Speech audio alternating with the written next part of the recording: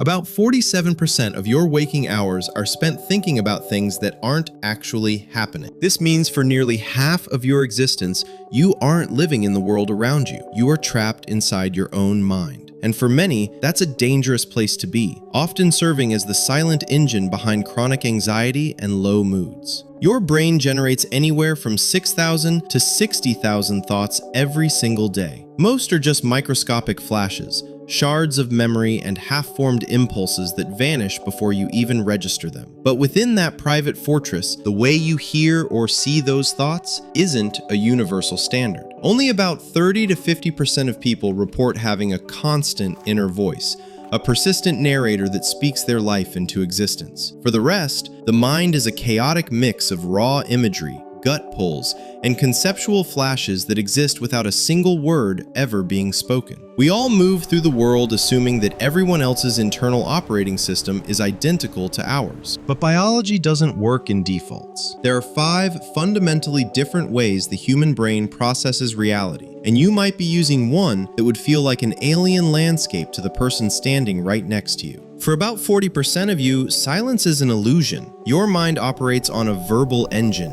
a constant, relentless stream of internal dialogue. You don't just think, you negotiate with yourself, you argue, and you rehearse conversations for scenarios that may never even happen. In this operating system, a simple task like looking for your keys triggers a search script. Did I leave them on the table? Maybe the jacket? Check the car. This inner speech can occupy up to 70% of your conscious processing power. While this provides a massive edge in planning and complex problem solving, it comes with a dark side, the looping effect. Because your brain is hardwired to process reality through words, you are significantly more prone to overthinking. When the system glitches, it creates an analytical storm. The same dialogue that helps you solve problems begins to feed on itself, leading to cycles of anxiety and mental fatigue. For a verbal thinker, the voice doesn't just narrate life. It can become a prison where the off switch is broken. For the other 50% of you, the mind isn't an audiobook. It's a high-performance graphics processor. When you search for your keys, your operating system doesn't run a text script. Instead, it instantly renders a series of high-definition 3D snapshots: the kitchen counter, the jacket pocket, the car seat. You aren't talking to yourself, you are navigating a visual database. But within this hardware, there is a critical software glitch. If I ask you to close your eyes and visualize an apple, most will see a fruit with perfect textures, lighting, and shadows. However, about 1% of the population will stare into an absolute pitch black void. This condition is called aphantasia, the total inability to form mental images. This isn't just poor imagination, it is a fundamental absence of a monitor in your consciousness. Many live for decades without realizing their reality is missing an entire dimension that others take for granted. While some rotate detailed objects in their mind, others operate on pure, cold concepts in the dark. In a world where biology doesn't offer default settings, aphantasia is a stark reminder that your graphic engine can be completely disabled at the code level. If your consciousness operates on a graphic engine,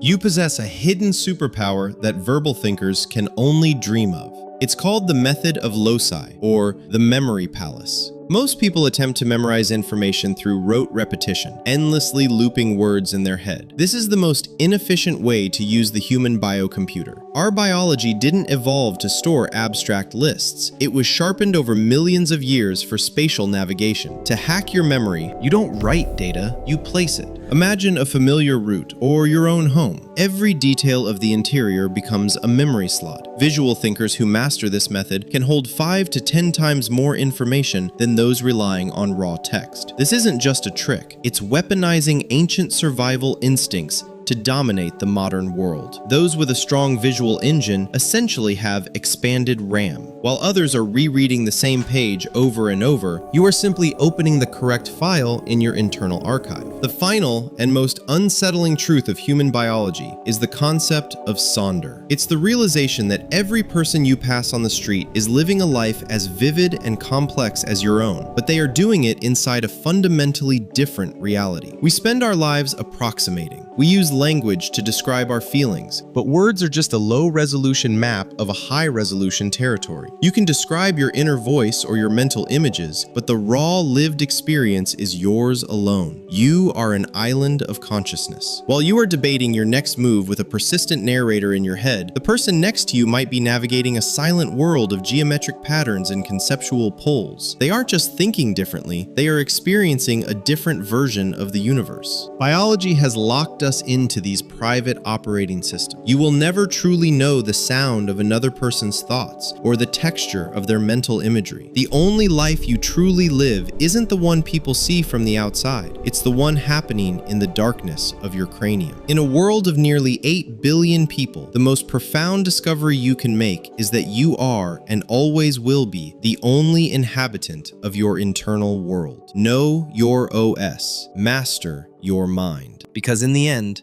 it's the only reality you've got.